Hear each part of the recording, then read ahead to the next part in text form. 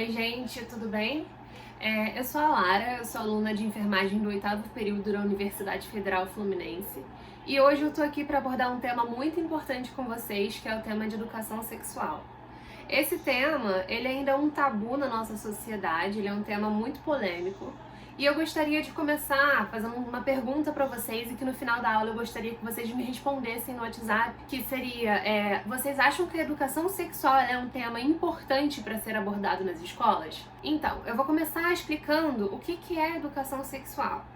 A educação sexual, muita gente pensa, muita gente é contra, porque acredita que seja uma matéria que vai ensinar a gente a fazer sexo. E a educação sexual, ela tá distante disso. Ela tá aqui para nos ensinar, para nos levantar questionamentos do que são as relações. O que é uma relação saudável? Quais são os limites que você tem que respeitar no corpo de uma pessoa? Quais são os limites que você tem que respeitar na vontade de uma pessoa? Então, a educação sexual, ela tá aqui para nos fazer respeitar a gente e o outro. Porque quando a gente entende os nossos limites, quando a gente entende o limite do outro, a gente vai estar sabendo diferenciar o que está certo e o que está errado. E muitas vezes, quando a gente sabe diferenciar isso, a gente evita situações como, por exemplo, pedofilia, abusos, relacionamentos abusivos. Então, a educação sexual, ela tá aqui para nos trazer esse questionamento, para nos trazer esse pensamento mais crítico a respeito do tema. E não tá aqui para nos ensinar a fazer sexo, que é o que muita gente pensa. Outra pergunta que eu gostaria de fazer com vocês é a seguinte: quantos de vocês já conversaram sobre esse assunto com sua mãe, com seu pai ou com algum responsável? O problema é que a educação sexual ela é um tema tão importante, mas ela não é abordada nas escolas, ela não é abordada dentro de casa, e é por isso que hoje em dia, infelizmente, a gente conhece muitas pessoas que já sofreram abuso. Meninas e meninos que já foram desrespeitados, que foram molestados, abusados por pessoas em sua volta.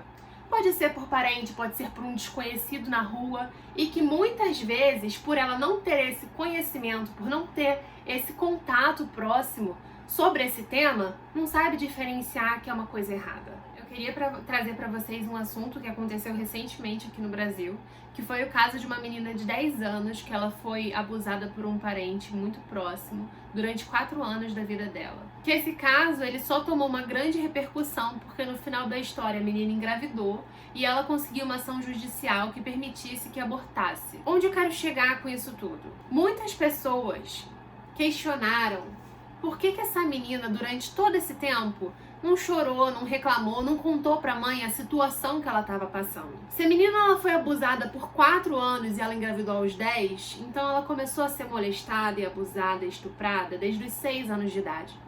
Como é que uma menina de 6 anos de idade vai conseguir identificar na situação que ela estava enfrentando, no cotidiano, rotineiramente, no dia a dia, que aquela coisa era errada?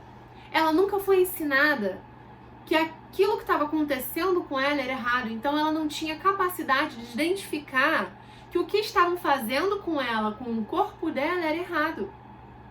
Só que qual é a hipocrisia nessa situação toda? Muitas pessoas são contra a educação sexual porque associam a educação sexual a fazer sexo. Só que, se a educação sexual fosse abordada na escola dessa menina, se os pais abordassem com ela que a educação sexual ensinassem para ela que tocar no corpinho dela é errado, ela saberia reconhecer que isso que ela estava passando não era certo. Ela nunca se manifestou porque ela não tinha referências do que estavam fazendo com ela, não era algo certo. Ela nunca foi orientada que aquela atitude que estavam fazendo fosse um abuso, fosse um crime. Por isso que ela nunca se manifestou. E aí que tá a hipocrisia da situação. Muitas pessoas são contra esse tipo de assunto ser abordados em sala de aula. Ser abordados. Muitos pais não conversam com os filhos sobre essa situação por achar que é um tema constrangedor. E é muito pelo contrário. A educação sexual ela tá aqui para nos dar a liberdade, para nos fazer nos sentir à vontade, de conversar com outras pessoas, de expor situações que a gente não se sente à vontade e identificar nessas situações que a gente não se sente à vontade e saber impor limites. Esse é o intuito da educação sexual. Quando a gente conhece os limites do nosso corpo, quando a gente conhece os limites do corpo de uma outra pessoa, a gente aprende a se respeitar e a respeitar o próximo. A gente tem que sempre respeitar o que nos impõe. Se você tá ficando com uma pessoa e a pessoa diz que não se sente à vontade de fazer certa situação, você tem que respeitar essa pessoa, você tem que respeitar essa decisão. Por conta disso, a educação sexual é importante, porque ela vai te dar essa instrução do que você tem que fazer ou não para respeitar o próximo e principalmente a si mesmo.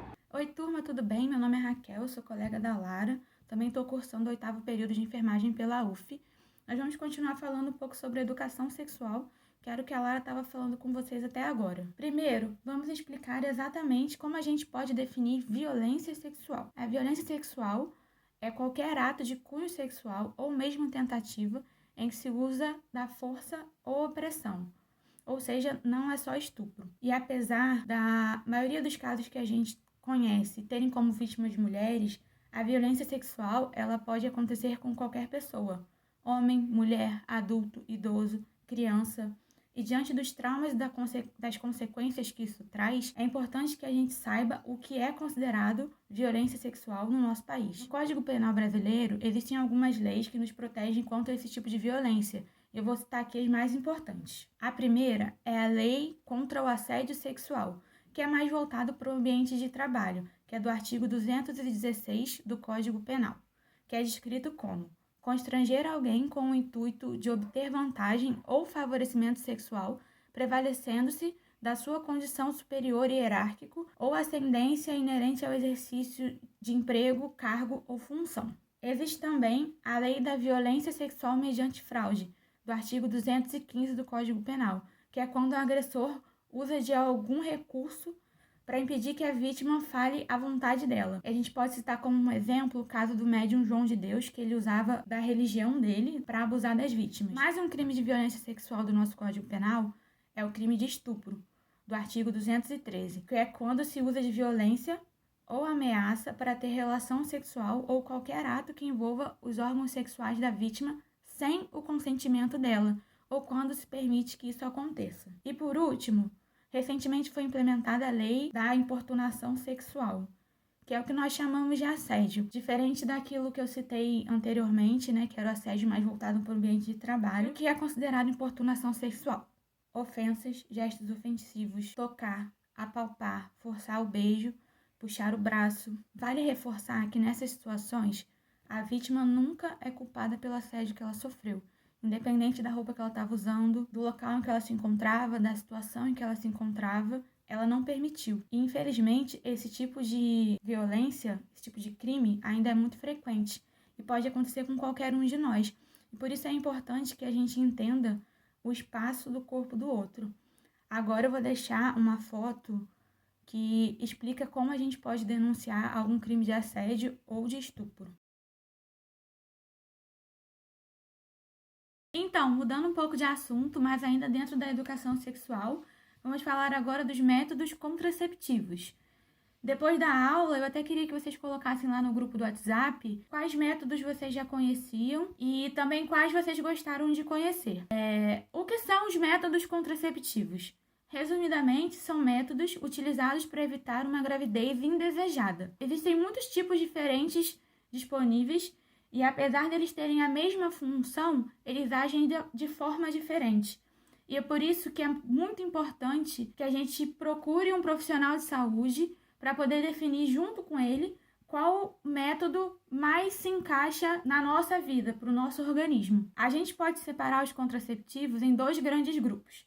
O primeiro é o de contraceptivos hormonais, que são utilizados exclusivamente pelas mulheres. Esses métodos usam doses de hormônio para evitar que a mulher ovule normalmente e dessa forma evitando a gravidez. Dentro desse grupo existem as pílulas anticoncepcionais, que devem ser tomadas diariamente de acordo com a cartela. Existem também as injeções anticoncepcionais, que têm a mesma função da pílula, porém ela deve ser aplicada na farmácia por um profissional qualificado e elas têm a duração de 1 a 3 meses, dependendo da injeção. E também o adesivo, que deve ser trocado semanalmente. Todos esses métodos, eles são muito acessíveis, inclusive a pílula e a injeção são disponibilizados pelo SUS e eles têm uma taxa de eficiência muito alta, porém só quando utilizado da forma correta, o que é um problema, porque às vezes a gente esquece ou então a gente toma algum remédio que altera a função do anticoncepcional. Existe ainda um último contraceptivo hormonal, que é o DIU, dispositivo intrauterino hormonal. O DIU hormonal é um dispositivo em forma de T que é colocado dentro do útero da mulher e ele é muito eficiente, ele dura até 5 anos e também está disponível no SUS. Agora, entrando no grupo dos contraceptivos não hormonais, existe o DIU de cobre, que também é colocado dentro do útero da mulher por um profissional de saúde, mas ele age impedindo a movimentação e a passagem do espermatozoide e então evitando a fecundação. Ele dura de 5 a 10 anos e tem uma taxa de eficiência muito alta também. Esse grupo de contraceptivos não hormonais, eles agem impedindo a fecundação, então eles não alteram o ciclo menstrual da mulher. Existe também o diafragma, que é colocado fechando o colo do útero da mulher e impedindo a passagem do espermatozoide. Por ser um método não muito eficaz, é recomendado usar junto com gel espermicida, que age matando ou imobilizando o espermatozoide. Esse método é para ser utilizado no momento da relação sexual, se coloca antes. E por último, mas muito importante, são os preservativos, também conhecidos como camisinha, seja eles o masculino ou o feminino. Eles são métodos de barreira, porque eles evitam a troca de fluido entre as pessoas. E por isso, eles são os únicos métodos que, além de evitar a gravidez indesejada, evita também a transmissão de infecções sexualmente transmissíveis, que, por sinal, é o tema que a gente vai falar com vocês agora a seguir. Mas antes, é importante eu falar para vocês de alguns métodos que ainda são muito utilizados, que são a tabelinha e o coito interrompido. Eles não são considerados exatamente métodos contraceptivos, porque eles têm uma taxa de falha muito grande e não existe nenhuma comprovação científica de que eles realmente funcionam. Eu vou mandar para vocês um site muito legal que ele explica detalhadamente todos os métodos contraceptivos que existem e tem como até a gente comparar um com o outro. E qualquer dúvida que vocês tiverem é só a gente ir conversando lá no grupo do WhatsApp.